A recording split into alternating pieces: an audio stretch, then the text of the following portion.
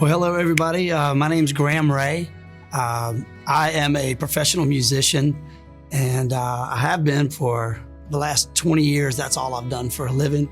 I've absolutely fell in love with being a musician and that whole idea of being a rock star, making it big or making it famous. I wanted that. I craved it, and it didn't take long. But when I was 15 years old, we had a band together and started doing some gigs. I had some older guys in the band.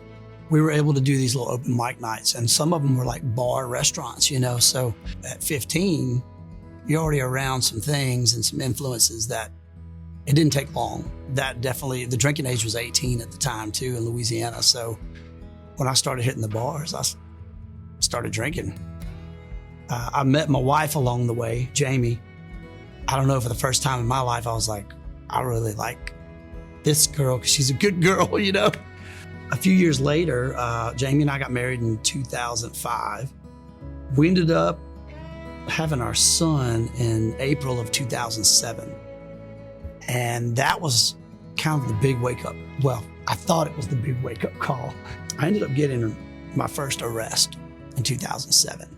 You think that would have been enough to change what was going on with me, because I had a son, I had a baby. I ended up getting a second DUI in 2009. And I was like, this is getting pretty serious. A third is a felony offense.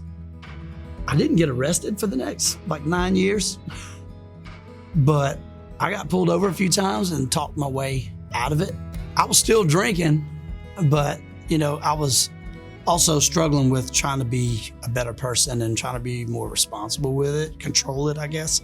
So in 2016, I got off the road. I left the Mulligan Brothers to be with my wife and son more, with Jamie and Lennon.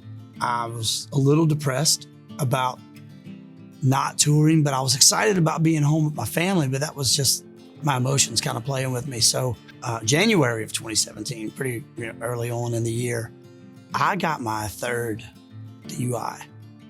It wasn't even 6 weeks and I got a fourth DUI. That was a pretty serious wake-up call, so I thought.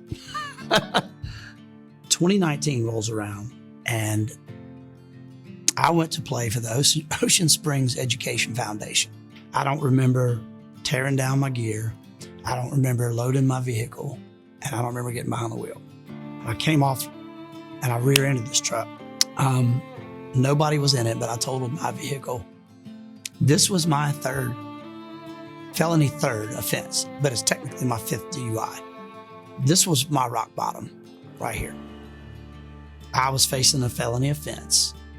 3 nights in the Jackson County Adult Detention Center, Very, very sobering experience right there.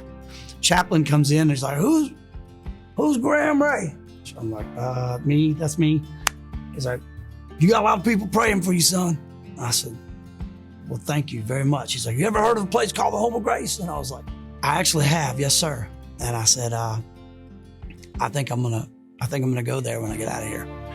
I ended up getting out, and my wife and son, she brought my son to pick me up.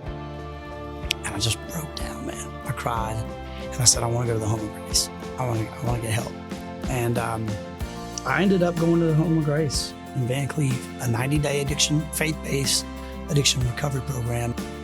This was a moment for me. If you were ever going to pick a moment and say, this is the moment I was saved, that I really felt connected to the Word. I finally felt this emotional connection to Jesus. And I graduated on January 10th of 2020. And man, that was a wonderful day to get to come home to my family. And God's grace is the ultimate grace. God does grant us grace, and there is a way out. The truth is, the word is real. God is real. If I stay true to staying in the Word and just trying to live that better life, my life is automatically better, man. We may think that we don't need God, or we're in a situation where, my life is good. I'm making money. I've got a great job. I've got this awesome family. I didn't think I needed God. If you're out there and you're struggling with some things and you think you can do it on your own, you can't. It's okay to give it all to God and let His grace come in and change you. If you're questioning, do you need God? Yes. You do. And that's okay, man, because you got other people in your corner. I promise you. If there was ever a time where we felt like we needed him more than ever, it's right now, man. Right now.